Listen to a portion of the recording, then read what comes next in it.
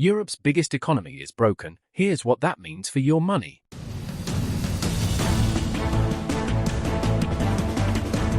Imagine you built the greatest economic machine in modern history. You powered half of Europe. You made the cars the world wanted to drive.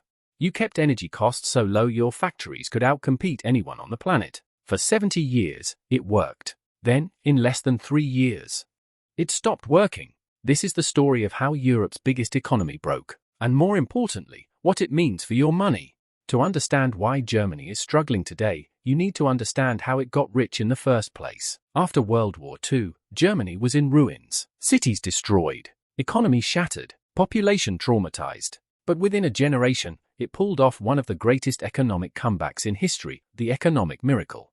The entire German economic model rested on 3 pillars. First pillar, Russia sold Germany natural gas at incredibly cheap prices, powering factories, heating homes, and keeping energy costs far below the rest of the world. Second pillar, Volkswagen, BMW, Mercedes-Benz, and Porsche became global symbols of engineering excellence and Germany's biggest moneymakers. Third pillar, Germany became the export king of Europe, selling precision machinery, chemicals, and industrial equipment to every corner of the globe.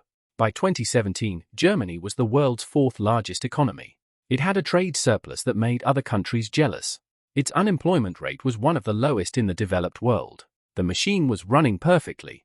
Until it wasn't. Because here's what nobody tells you about Germany's success story. Every single pillar was built on a hidden risk. And between 2022 and today, all 3 cracked at exactly the same time. Let's break each one down. Here's a question for you. If you could get something your entire economy depends on, for almost free, would you take it? Germany said yes. For decades, Russia pumped cheap natural gas directly into Germany through a massive underwater pipeline called Nord Stream. At its peak, Germany was getting 55% of all its natural gas from Russia. 55%. That gas wasn't just heating homes. It was the secret weapon of German industry. Chemical plants, steel mills, glass factories, paper manufacturers. They all ran on cheap Russian gas, and that's why they could produce goods at a price nobody else could match. Think about what that means from a global money logic perspective. The same factory, making the same product, costs dramatically more to run in the US, in Japan, in South Korea. But in Germany, cheap Russian gas made it affordable. That was Germany's unfair advantage. Then February 24, 2022 happened. Russia invaded Ukraine. Europe imposed sanctions. And Russia turned off the gas tap. Almost overnight, Germany lost its biggest energy supplier. And replacing it has been painful, expensive, and, according to experts, permanent.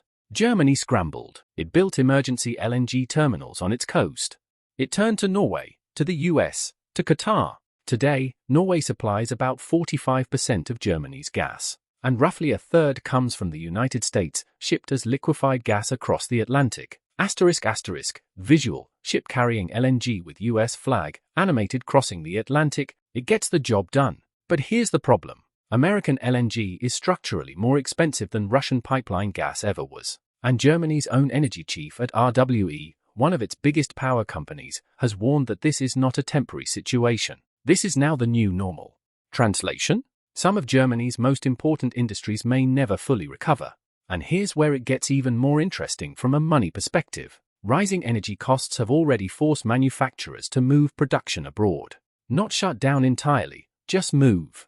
To countries with cheaper energy. That means jobs leaving Germany, tax revenue leaving Germany, and economic activity leaving Germany. The gas trap didn't just raise bills. It began hollowing out the industrial heart of the country. Now let's talk about cars. Because this is where Germany's story gets really dramatic. For decades, China was Germany's golden goose.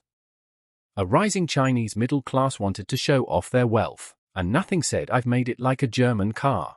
At their peak in 2019, Volkswagen, BMW, and Mercedes combined sold over 4 million cars in China in a single year. For million. That wasn't just good business, it was the engine keeping these companies profitable even when European markets were slow. Then China did something nobody fully expected. It decided to build its own car industry. Not just build it, dominate it. The Chinese government pumped over $230 billion in subsidies into its domestic automakers. The goal was simple: make Chinese EVs so good and so cheap that nobody would buy foreign anymore. In 2024, China produced more cars than the United States, Japan, and Germany combined. And the story of how that happened is more than just European news. It's a reminder that no economy, no matter how strong, is immune to change. The same money, different worlds, different outcomes. That's the core of what we do here at Global Money Logic.